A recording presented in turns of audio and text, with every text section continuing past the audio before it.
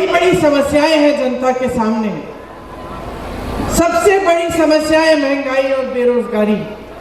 आप मेरे साथ सहमत है कि नहीं?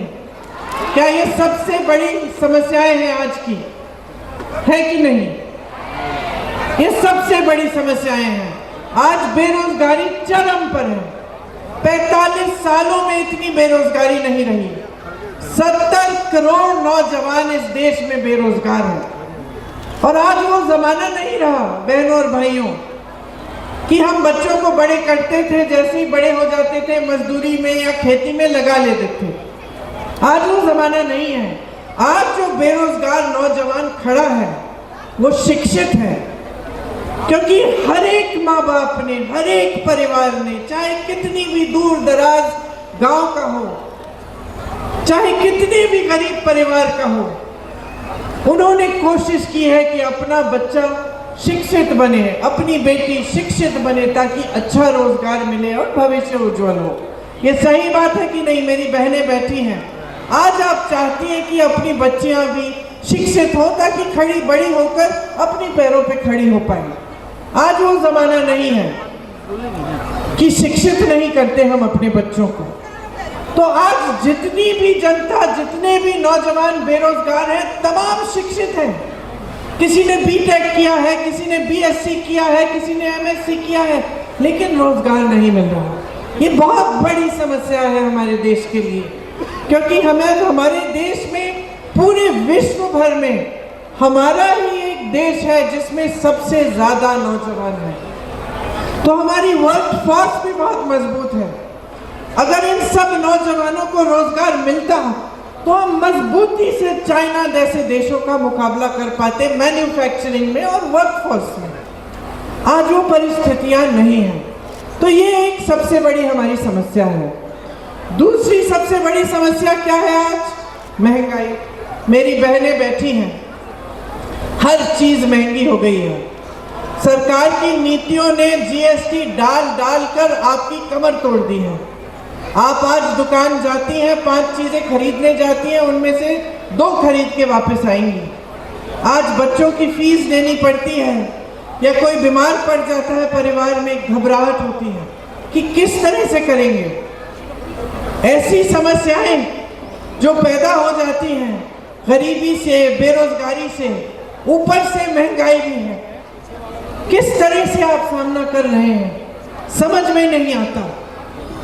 हर चीज के लिए आपको संघर्ष करना पड़ रहा है।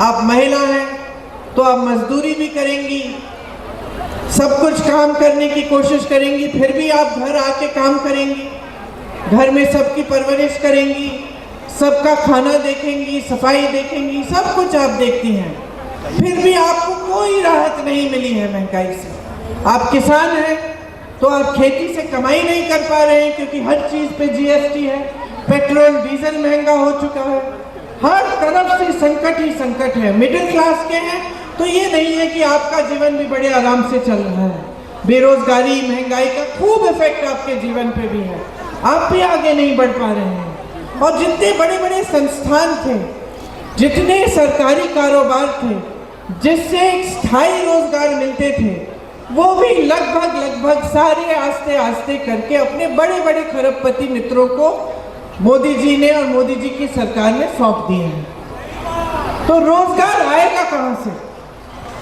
आपने अपने यहाँ देखा है एचईसी का, किसी ने मुझे यहाँ आते आते बोला इसको बचाइए। अब ये खड़ा किया गया आपके लिए, और आज इसको कमजोर करके लगभग बंद होने के कगार पे है। सालों के लिए किसी को सैलरी नहीं मिली है। मोदी जी श्रेय लेते हैं। जब चंद्रयान 3 जाता है, मोदी जी श्रेय लेते हैं, उनकी फोटो खिंचती है, छपती है।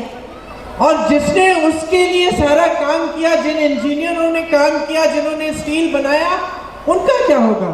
उनको आप सैलरी तक नहीं दे रहे हैं, उनके बारे में आप पूछ नहीं रहे हैं। तो जब मैंने शुरुआत की अपने भाषण की, तो मैंने अपनी राजनीति की नींव की बात की, लोकतंत्र की नींव की बात की। क्यों? क्योंकि आज जो राजनीति देश में हावी है वो सच्ची राजनीति नहीं है बहनों और भाइयों। वो सिर्फ सत्ता लेने के लिए है। और जो राजनीति इस देश में सालों के लिए चल रही थी, जिनके आपने मिसाल देखे, पंडित जवाहरलाल नेहरू ने जो जो स्थापित किया आपके रांची में ही, जितने बड़े इंस्टीट्यूट, जितनी चीजें स्थापित की, ये क्यों की? इंदिरा गांधी ने अगर देश सेवा की, देश के लिए शहीद हुई, 33 गोली खाई, देश के लिए क्यों किया? राजीव गांधी शहीद हुए, क्यों हुए? और सिर्फ मैं अपने परिवार के बारे में नहीं कह रही हूँ, बहुत ऐसे नेता रहे। मनमोहन सिंह जी को देखिए, देश के लिए आजीवन समर्पित रहे, देश को कैसे आगे बढ़ाया, अर्थव्यवस्था को असली मायने से मजबूत किया। वो राजनीति आजकल नहीं चल रही है देश में। आजकल सिर्फ सत्ता को किस तरह से हासिल करना है, किस तरह से बटोर के रखना है। चाहे हमें जहाँ पे चुनाव जीतकर कोई और पार्टी जीत गई है और सरकार बन गई है, चाहे हमें उस सरकार को धन बल से तोड़ना हो, उसके विधायकों को खरीदना पड़े, 100-100 करोड़ देके खरीद लेते हैं, सरकार गिरा लेते हैं, लोकतंत्र के बारे में सोचते ही नहीं, जनता ने किसको चुना वो सोचते ही नहीं, कुछ भी कर लेते हैं सत्ता के लिए। चाहे फिर आपके मुख्यमंत्री की तरह मुख्यमंत्रियों को चुनाव से पहले जेल में डाल देते हैं, फर्जी मुकदमे डाल के, फर्जी बयान लेके जेल में डाल देते हैं, क्योंकि ताकि वो ठीक से लोकतंत्र के तहत चुनाव न लड़ पाए। या फिर कांग्रेस पार्टी के खाते बंद कर देते हैं कि एक पैसा खर्च ना पाए, ताकि वो भी चुनाव ठीक से लड़ ना पाए। सारी ऊपरी राजनीति है, ये हल्की है।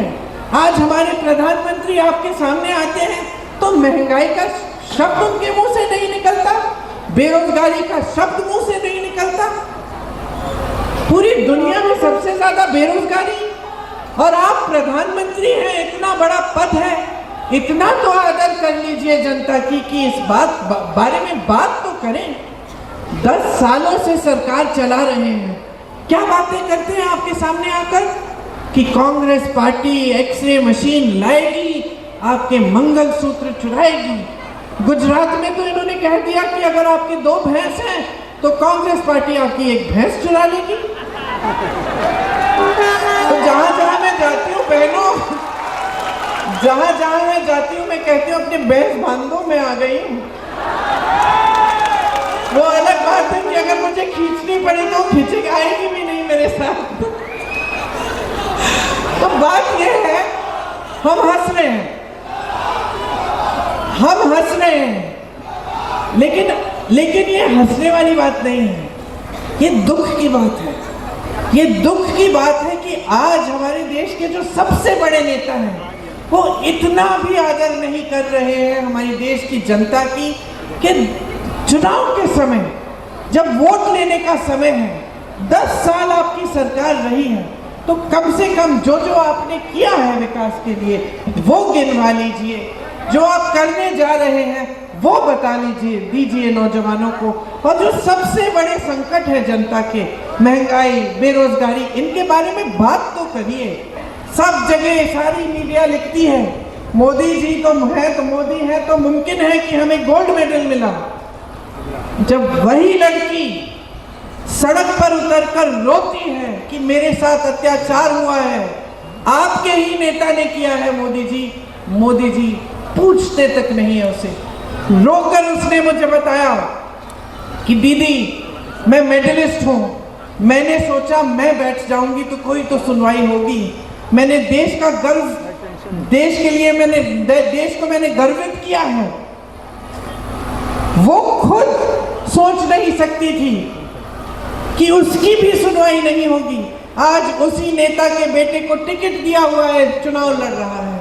अडानी जी को जमीन दी गई है, जमीन ले ली, मुआवजे नहीं दिए हैं। बिजली बन रही है खूब तेजी से, कहाँ जा रही है? विदेश में।